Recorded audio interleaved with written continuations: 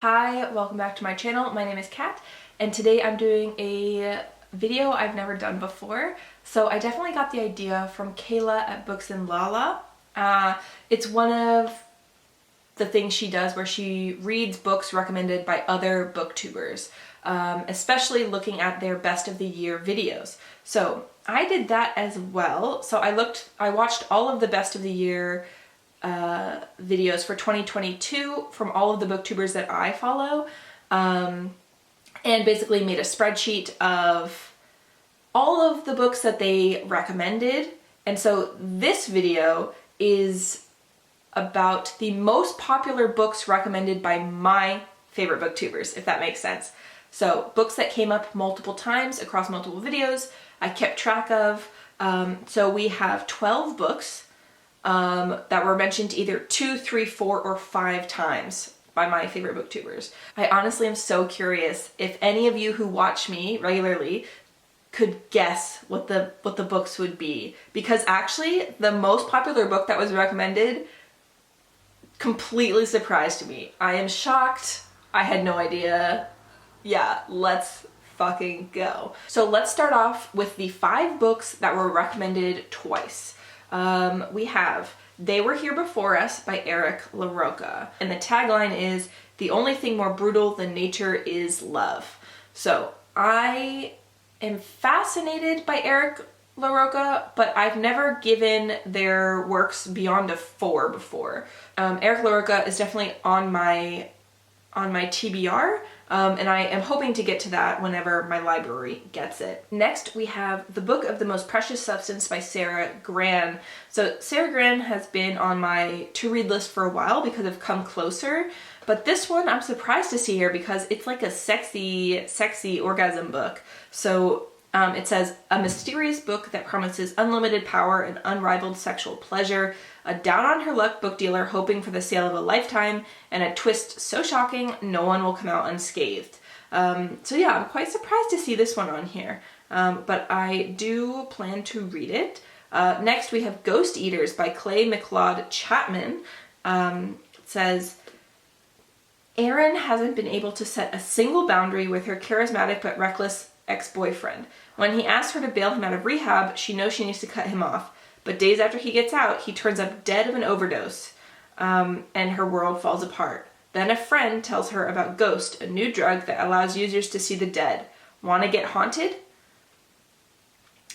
So, yeah, very intriguing. I'm also intrigued that it was liked so much because it has a 3.44 on Goodreads, which is quite low. Next up, we have Sundial. So it says, "Rob fears for her daughters, for Callie who collects tiny bones and whispers to imaginary friends, for Annie because she fears what Callie might do to her. Rob sees a darkness in Callie, one that reminds her of the family she left behind. She decides to take Callie back to her childhood home, to Sundial in the Mojave Desert. There she will have to make a terrible choice."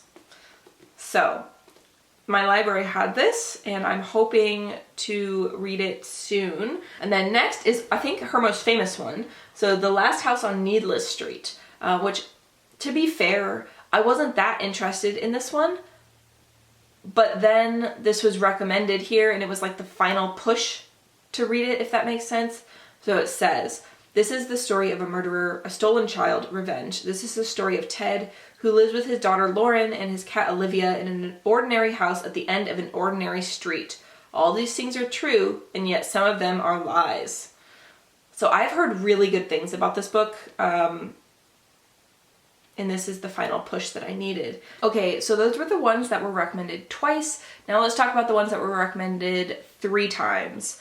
All right, we have another Eric LaRocca, "We Can Never Leave This Place." So this is another novella. "A precocious young girl with an unusual imagination is sent on an odyssey into the depths of depravity." Okay, no, we're gonna stop there. I am also interested in this one. I'm interested in all of their works. I've only read, though, Things Have Gotten Worse Since We Last Spoke, which was one of the first ones, and then also their recent short story collection, the one, "The Trees Grew Because I Bled There." So yes, I'm quite interested in this one as well. So next we have The Laws of the Skies by Gregoire Courtois, and I had never heard of this before, so I'm really glad that I did this because it sounds really good. So it says 12 6-year-olds and their 3 adult chaperones head into the woods on a camping trip.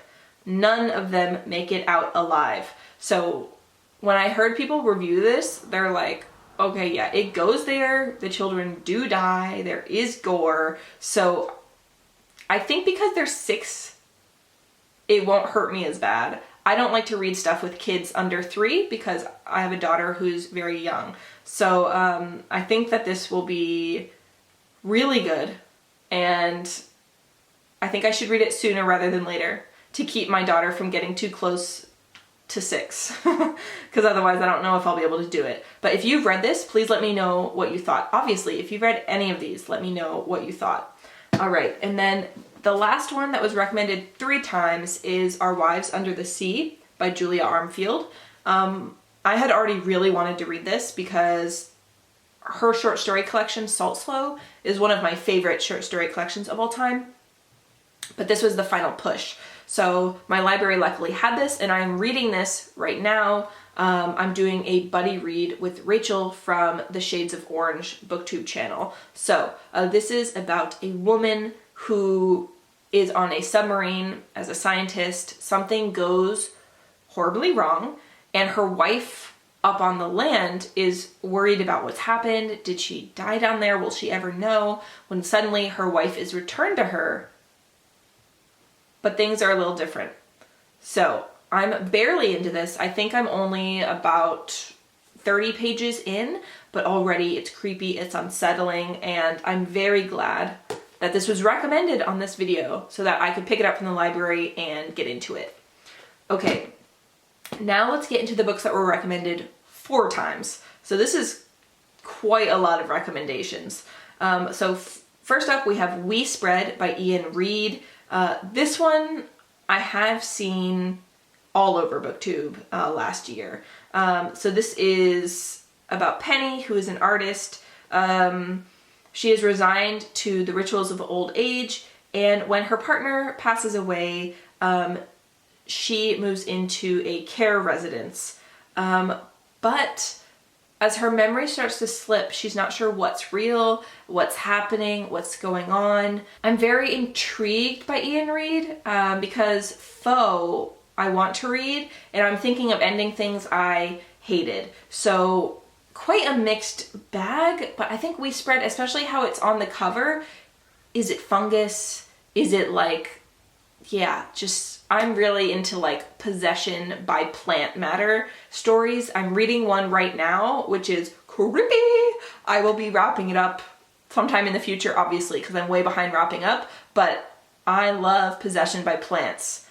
So maybe that's what the cover is telling us. Another one that was recommended 5 times is Gone to See the Riverman by Christopher Triana. And listen. I don't know if this book will be too dark for me, because we're following a woman who has a relationship and writes messages to a serial killer in jail. And when he asked her to go on like this side quest for him to see the Riverman, she goes and does what he wants along with her disabled sister, I think it is. And I am nervous. I am nervous about that premise. I am nervous. Yeah, so I've heard it's really dark, and no one has spoiled it, so I don't know what the content is, but this is the one on the list that I think is the darkest and that I'm most nervous to pick up, and that my library definitely does not have. And the last one that was recommended 4 times is Pen Pal by Dathan Auerbach. So in this, a man investigates the seemingly unrelated, bizarre, tragic, and horrific occurrences of his childhood in an attempt to finally understand them. I know that this has been recommended by many people who like horror. I've seen it around BookTube over the years, so this is not a surprise to me. Other than that, it was in the best of last year, because I think it's pretty, yeah, it was published in 2012. So it's been around for a while, and I guess it had a resurgence last year. Yeah, very intrigued about that one. And now we are to the final one that was recommended 5 times. And you will never be able to guess what it is. Or actually, if you're on BookTube, maybe you will, because it's a super popular book last year. Everyone was reading it, literally everyone. Any guesses? I'll give you a hint. The 2 colors on the cover are yellow and pink. Okay, so yes, this is a nonfiction memoir, I'm Glad My Mom Died by Jeanette McCurdy. This was recommended the most by my favorite booktubers, and it is a memoir that I have also been meaning to pick up just because it seems like it is so amazing of a book, and I'm intrigued what the hype is about. I don't usually read memoirs, barely ever, and if I do, it's usually by people who are like cave divers or marine biologists, or naturalists. I can't remember the last time I read a celebrity memoir, but yeah, it's just everywhere. And people that are my favorite booktubers are saying it's amazing, so would I like it? Do you think I would like it? Did you like it? Did you read it? Yeah, so those are the 12 books that were most recommended by my favorite booktubers. Let me know what you thought about these, if you've read any, which ones do you think I would like, which ones do you think I wouldn't like? I'm honestly just so interested in this because it seems like I should love all of these, right? Right? Yeah. Yeah, so I look forward to hearing your thoughts and I will see you in another video soon. Lots of love. Bye.